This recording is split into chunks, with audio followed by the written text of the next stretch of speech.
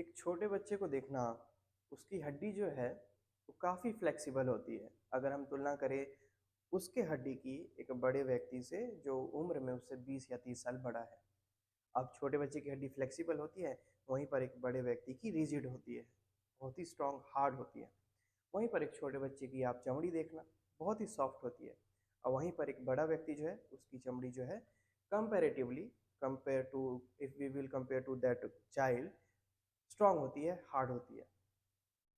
वैसे ही छोटा बच्चा जो है उसका माइंड चीज़ों को सीखने के लिए इच्छुक होता है। और वहीं पर बाद में ये जो माइंड है बड़ा होते होते रिजिड हो जाता है। उसके बाद ये इस चीज़ को मान लेता है कि मैं ज्ञानी हूँ और मैं जितना जानता हूँ वही सच है, मैं जितना समझता हूँ वही सच है और सामने वाला जो कह रहा है वो सही नहीं है।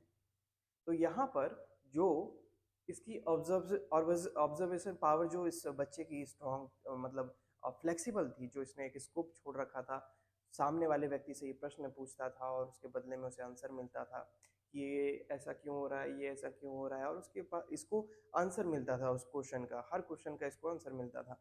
और फिर जिस क्वेश्चन का आंसर इसे पहले से पता होता था, तो ये बताता भी था कि हमारी मैम ने तो बट लेकिन ऐसे बताया था, मेरे फादर ने तो मुझे ऐसे बताया था। तो ये फिर क्वेश्चन भी पुटअप करता है उसको रीजनिंग जानने के बाद। और जब तक ये सेटिस्फाई नहीं हो जाता तब तक ये क्वेश्चन पूछता है। सेटिस्फाई होते ही ये उसके नॉलेज को अपना नॉलेज बना लेता है, मीन्स उस नॉलेज को ये ऑब्जर्व कर लेता है। लेकिन एक टाइम के बाद जब व्यक्ति बड़ा होता है तो फिर वो दूसरों की नॉलेज को ऑब्जर्व करना छोड़ देता है। वो इस चीज़ पे लाइबिलिटी डाल देता है कि वो जितना भी जानता है वही एक्यूरेट और अम, सही ज्ञान है। उसके अलावा जो भी व्यक्ति, अगर कोई भी दूसरा व्यक्ति है, वो अगर कुछ भी कर रहा है, कह रहा है, तो वो गलत है। तो मेरा ये मानना है कि भले ही आप हर चीज़ में फ्लेक्सिबल से रिजिड हो जाओ, किसी भी चीज़ में फ्लेक्सिबल से रिजिड हो जाओ, लेकिन ज्ञान अर्जित करने के क्षेत्र में आप कभी भी फ्लेक्सिबल से रिजिड मत हो। आप हमेशा उस फील्ड में एक बच्चे की भांति ही रहो, एक बच्चे की बुद्धि की भांति ही रहो, क्योंकि ज्ञान जो है उसका कोई अंत नहीं, ज्ञान अनंत है। और क्योंकि ज्ञान अनंत है तो कोई भी व्यक्ति इस ज्ञान को ग्रहण नहीं कर सकता, संपूर्ण ज्ञान को ग्रहण नहीं कर सकता। और जब तक संपूर्ण ज्ञान को ग्रहण नहीं कर पाएगा तब तक वो ज्ञानी नहीं कहलाएगा। तो इस हिसाब से कोई भी व्यक्ति ज्ञानी नहीं। ज्ञानी व्यक्ति कौन है? जिसने ज्ञान अर्जित किया। ठीक है। अब ज्ञान जो है वो लिमिटेड थोड़ी है, वो तो अनलिमिटेड है।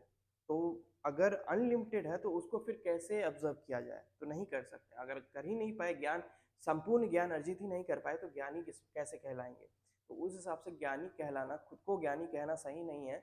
और जो व्यक्ति ऐसा मानते हैं कि जितना ज्ञान उनके पास है वही सही है, तो वो गलत है, वो वहीं पर गलत हो जाते हैं। और उनको हमेशा एक फील्ड, एक जो एक पाथ जो है वो हमेशा उन्हें ऊपर रखना चाहिए कि सामने वाला व्यक्ति जो है उसे कुछ बोले तो वो सुने।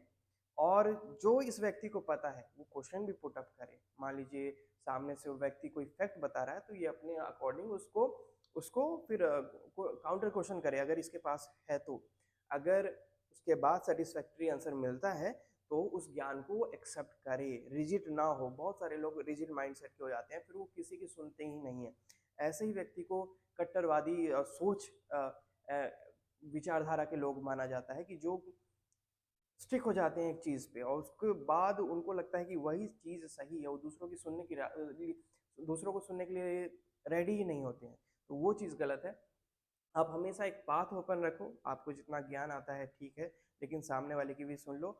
और मान लीजिए उसने आपको एक फैक्ट बताया, आपके पास इस फैक्ट से रिलेटेड कोई क्वेश्चन था, आप सेटिस्फाई नहीं थे तो आपने क्वेश्चन पूछ लिया।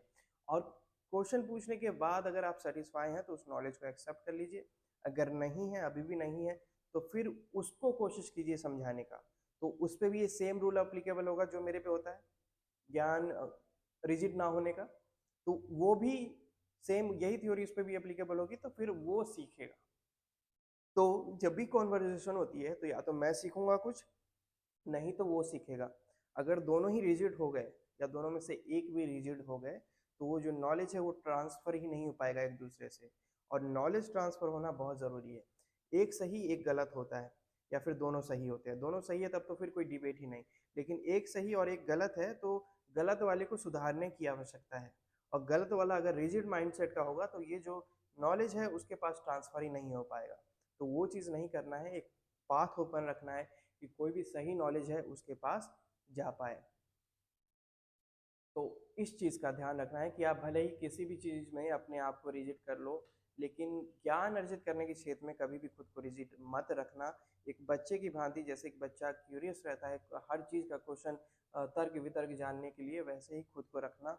और ये मत सोचना कि आप जितना जानते हो वही कंप्लीट नॉलेज है, क्योंकि नॉलेज इज़ टोटली अनलिमिटेड। आप जितना गेन कर रहे हो उतना कम है। और इसका कोई एंड नहीं है। फॉर एग्जांपल अभी तो ऐसे ही मॉडर्नाइजेशन चल रहा है, तो टाइम टू टाइम जो है न्यू अपडेट्स आते रहते हैं सोसाइटी में।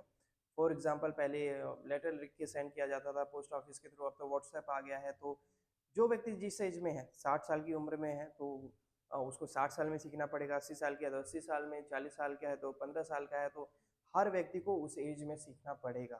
तो 60 साल वाला व्यक्ति ऐसे नहीं कह सकता कि अब तो मैंने सीख लिया, 25 साल 30 साल मैंने ज्ञान अर्जित कर लिया और मैंने जितना ज्ञान अर्जित किया वही सफिशिएंट है, वही कंप्लीट है। क्योंकि कंप्लीट नहीं है, उसको टाइम टू टाइम खुद को अपडेट करना पड़ेगा।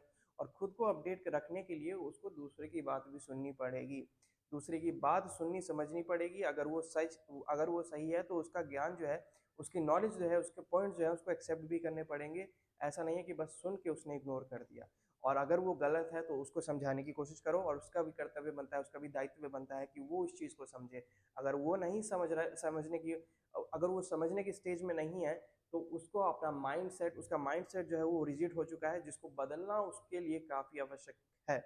और मेरा अगर माइंड रिजिड हो गया है तो ये मेरा कर्तव्य, मेरा दायित्व बनता है कि मैं अपने माइंड को रिजिड ना रख के एक फ्लेक्सिबल रखूं और एक पाथ छोड़ूं, एक पाथ बनाऊं, ताकि मैं उस ज्ञान को अर्जित कर सकूं। This was the whole point कि रिजिड नहीं करना है माइंड को। माइंड को कभी भी रिजिड नहीं रखना है। कोई भी व्यक्ति अगर आपको एक पॉइंट बता रहा है तो उसको कंफर्म कीजिए और उसको एक्सेप्ट कीजिए अगर सही है तो, और सीखिए। अगर गलत है तो सामने वाले व्यक्ति को, अगर आपको पता है कि गलत है तो उस पर रिसर्च वगैरह करके फिर सामने वाले व्यक्ति को करेक्ट कर दीजिए, और सामने वाला व्यक्ति फिर उसको एक्सेप्ट कर लेगा। तो ऐसे सिस्टम चलना चाहिए, ना कि एक ने बात बोली, एक ने सुनी और एक ने फिर एक्सेप्ट नहीं किया, फिर दोनों मुंह फुला के बैठ गए। अब दोनों ने बोला let's agree to not agree on this, और फिर बोल के फिर कन्वर्सेशन वहीं पे एंड हो गया। तो दोनों में से किसी एक को सही होना होगा, और सही कब हो पाएंगे, जब दोनों ही सुनने की क्षमता रखेंगे, अदरवाइज नहीं। Thank you.